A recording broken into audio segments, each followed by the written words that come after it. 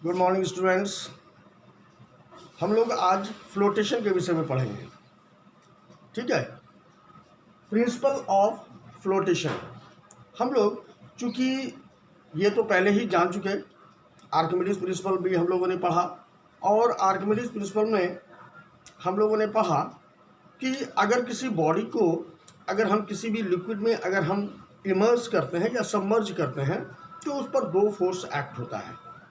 एक फोर्स तो जो वेट ऑफ द बॉडी है, जो कि सीधा सेंटर ऑफ ग्रेविटी, उस बॉडी के सेंटर ऑफ ग्रेविटी से नीचे की ओर लगता है डाउनवर्ड डायरेक्शन में। और एक होता है कि लिक्विड जो है उसके ऊपर एक ऊपर की ओर जो है उसका जो बॉइंट पॉइंट होता है उस पर ऊपर की ओर फोर्स लगाता है, दैट इज कॉल्ड अपथ्रस्ट। और अपथ्रस्ट जो होता है उस सबमर्ज्ड बॉडी के द्वारा डिस्प्लेस्ड लिक्विड के वेट के बराबर होता है। करेक्ट।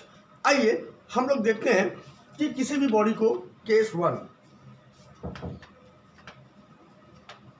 वन में हम क्या देखते हैं कि अगर कोई ये इस तरह का अगर कोई इनक्लोज्ड कंटेनर है, इसके अंदर में कोई लिक्विड अगर हम डाल देते हैं और इसमें अगर कोई बॉडी अगर हम डालते हैं तो वैसी स्थिति, चलिए इस धागे को हम हटा देते हैं।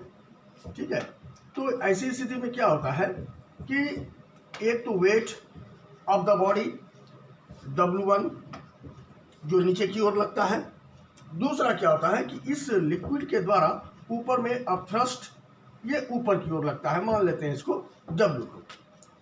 तो यहाँ पर W1 क्या हो गया, wait of the body that is submerged, जो कि लिक्विड में जितना सा हम इमर्ज किए हैं, सबमर्ज किए हैं, तो उस बॉडी का वेट W1 और या weight of the body we can say. दूसरा क्या है W2 जो कि अपथ्रस्ट है, और अपथ्रस्ट जो इसके ऊपर एक्सर्ट होता है इस बॉडी के ऊपर, that is equal to the weight of the liquid displaced by the body.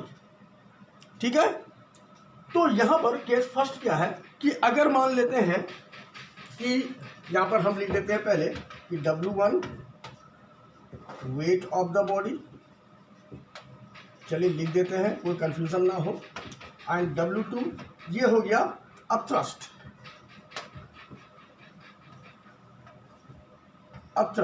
जो कि बराबर है हमारा वेट ऑफ द लिक्विड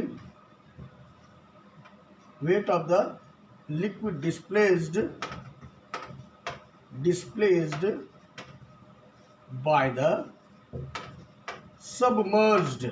जितना पानी में डूबेगा, जितना किसी लिक्विड में डूबेगा, उतना ही तो लिक्विड डिस्प्लेस होगा, इसीलिए हमने यहां पर लिख दिया displaced by the submerged part of the body. Clear है ये चीज? W1 आप समझ गए, W2 समझ गए। तो पहला केस में क्या होता है कि if W1 is greater than W2, अगर W1 W2 से ज्यादा हो तो वैसी स्थिति में क्या होगा कि वो बॉडी सिंक कर जाएगा, the body will sink, the body will sink.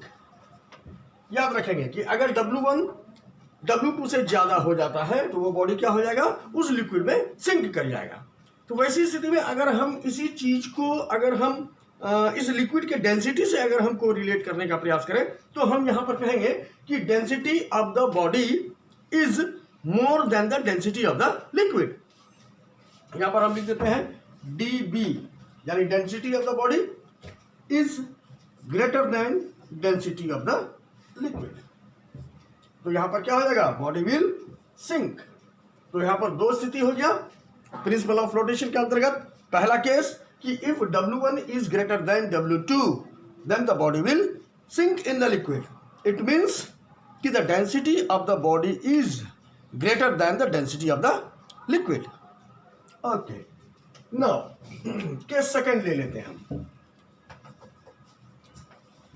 Case second,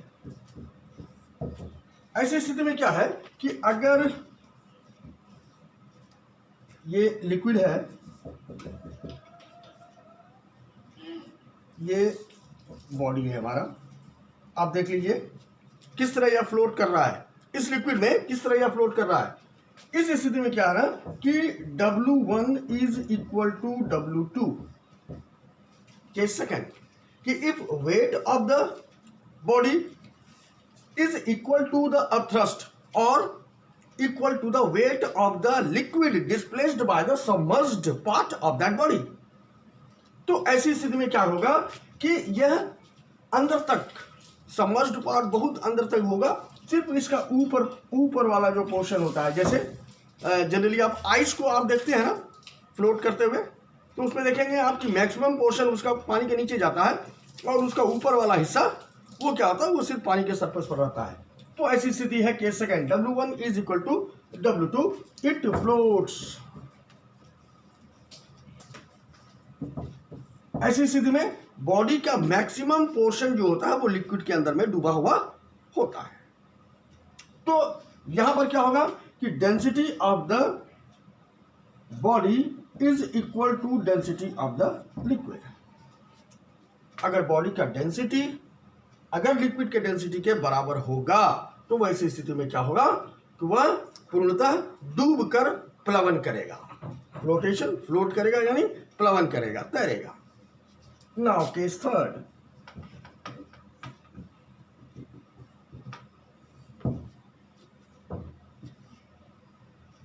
diagram को मैं थोड़ा सही कर देता हूं, कंटेनर अब अच्छा बना है।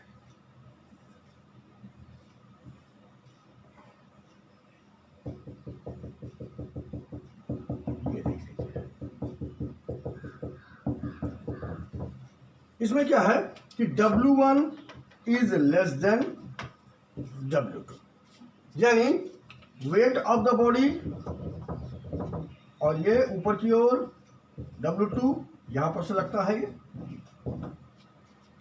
तो अगर वेट ऑफ द बॉडी अगर वह कम है अपथ्रस्ट से, यानी weight of the liquid displaced से वेट ऑफ द बॉडी अगर कम है तो वो क्या होगा कि अंशतः डूब कर तब यह प्लवन करेगा। ऐसी स्थिति में क्या हो जाएगा कि density of the body is less than the density of the liquid. ये बात आपको समझ में आ गया? यानी हम प्रिंसिपल ऑफ फ्लोटेशन को हम क्या कर सकते हैं, इसको अगर हम अगर डिफाइन करें कि what do you understand by principle of flotation, तो आप यह कहेंगे कि द वेट ऑफ द, आप लिखेंगे the weight of the submerged, the weight, ये है principle of flotation, principle of flotation, the weight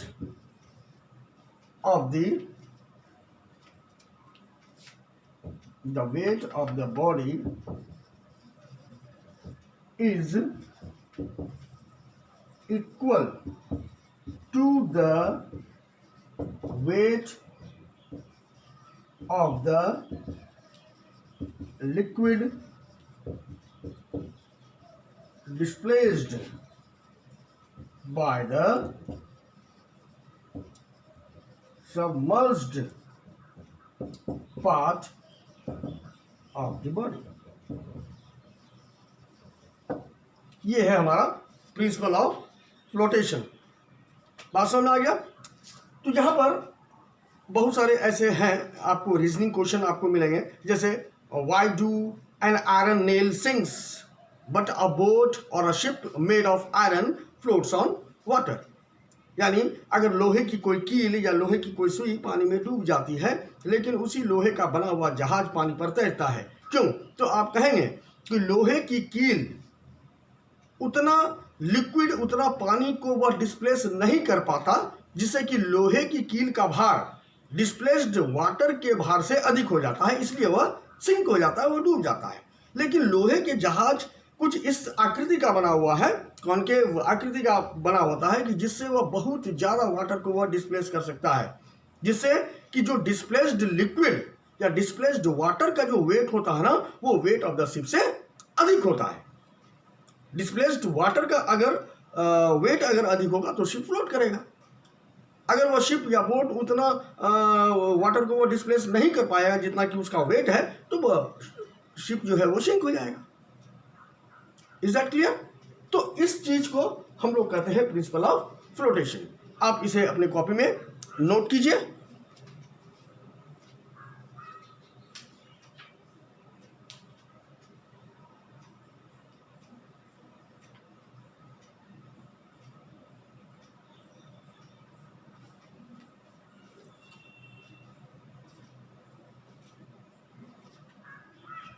अब अगर चाहिए कि चलिए, अगर इस चीज़ को अगर आप चाहें कि चलिए इस प्रिंसिपल ऑफ फ्लोटेशन को अब आप प्रूव कीजिए कि इसका वेरिफिकेशन है, एक्सपेरिमेंटल वेरिफिकेशन भी आप कर सकते हैं। इसका बहुत ही आसान है, ये आप अपने घर में भी कर सकते हैं।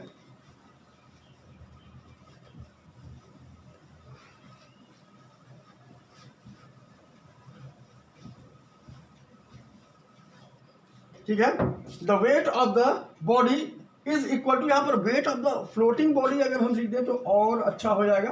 Wait of the floating body, ये जो बॉडी फ्लोट कर रहा है। आइए हम लोग इसका एक्सपेरिमेंटल वेरिफिकेशन करते हैं। क्या करते हैं कि एक कंटेनर ले लेते हैं और इसको मान लेते हैं किसी लिक्विड से हम भर देते हैं। मान लेते हैं ये मार्क किया हुआ इस कंटेनर में, और ये मार्क करते हुए यहाँ पर आते हैं, मान लेते हैं P1। वॉल्यूम हो गया यहाँ तक का। अब क्या करते हैं, एक इसी में एक इस तरह का ले लेते हैं, एक ट्यूब, टेस्ट ट्यूब ले लेते हैं। इसमें छोटा छोटा कंचा लेड शॉट्स इसमें हम ले लेते हैं। ठीक है, इन एयर, इसका वेट इन एयर हम इसको मेजर कर लेते हैं, मान लेते हैं W in air, weight in air, correct. अब क्या करते हैं, इसी चीज को हम इसमें डाल देते हैं। तो जैसे ही इसमें इसको हम डालेंगे, ठीक है, तो वैसी स्थिति में क्या होगा, ये लेड शॉट है हमारा, देख रहे हैं आप। तो जैसे ही इसमें हम डालेंगे तो ये वाटर लेवल क्या हो जाएगा, ऊपर बढ़ जाएगा। यानी इसका जितना भी वॉल्यूम है, इस वॉल्यूम के बराबर जो है वॉल्यूम वाटर डिस्प्लेस करेगा, इतना डिस्प्लेस कर जाएगा। मान लेते हैं कि ये अब हो गया V2। तो लिक्विड जो डिस्प्लेस किया कितना हुआ, V2 minus V1, V2 minus V1। और जब हम न्यूमेरिकली इसी को जब हम एयर में हम वेट किए थे तो न्यूमेरिकली इसका वेट W आया था, और ये W वाला जो वेट है ये बराबर हो जाएगा V2 माइनस V1 के। तो ये हमारा प्रिंसिपल ऑफ फ्लोटेशन को वेरीफाई करता है। कैसे भाई, कि V2 माइनस V1 क्या हो गया, it is the weight of the liquid displaced that is equal to the weight of the submerged part, weight of the submerged part. और ये फ्लोट भी कर रहा है, यानी weight of the floating body is equal to the weight of the liquid displaced by the submerged part of the body. Is that clear? तो इस चीज को अगर आप नहीं समझ में आया हो तो आपको कोई भी क्वेरी हो, कोई भी प्रॉब्लम हो, कोई भी क्वेश्चन हो, हमारे कमेंट सेक्शन में आप उसको कमेंट करेंगे या फिर अपने स्क्रीन पर डिस्प्ले करेंगे, and I will give you the solution.